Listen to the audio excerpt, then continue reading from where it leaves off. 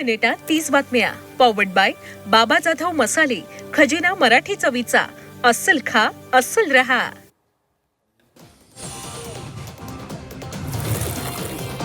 नाशकातील तपोभूमीला नाशिककरांनी भेट दिली आहे. भाविकांच्या लांबच लांब रांगा लागल्या होत्या. जेजुरी गडावर शर्यतीचे बैल उधळले. ही सर्व घटना सीसीटीव्ही मध्ये चित्रित झाली आहे. पूजेसाठी शर्यतीची बैलगडावरती आणण्यात आले होते. अचानक ते बैल उधळल्यानं भाविकांची पुरती पळापळ झाली. यामध्ये अनेक जण पायऱ्यांवरून घसरून पडले.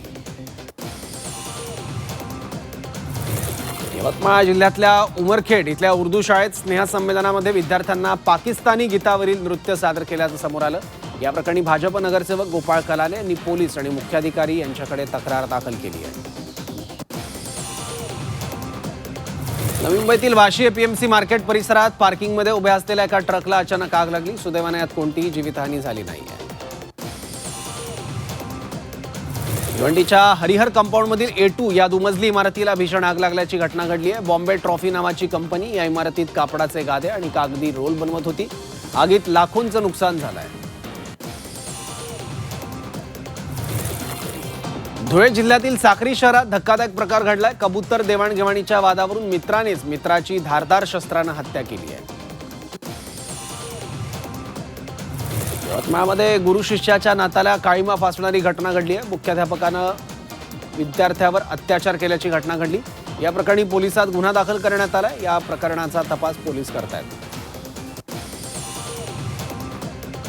नक्षलवाद संपवण्यासाठी केंद्रीय गृहमंत्री अमित शहांनी कठोर पावलं उचलली आहेत. त्यावेळी छत्तीसगडमधील रायपूरमध्ये उच्चस्तरीय बैठक घेतली. मार्च 2026 पर्यंत नक्षलवाद संपवण्यासाठी केंद्र सरकार प्रयत्न करत असल्याचं शहांनी सांगितलं आहे. दिल्लीतील मुख्यमंत्री रेखा गुप्ता यांच्या सरकारला 1 वर्ष पूर्ण झालंय. जनतेची सेवा करणे आमच्यासाठी सत्ता असल्याचं मुख्यमंत्री रेखा गुप्तांनी सांगितलं. यावेळी मुख्यमंत्री रेखा गुप्तांनी 500 ई बसेसना हिरवा झेंडा दाखवलाय.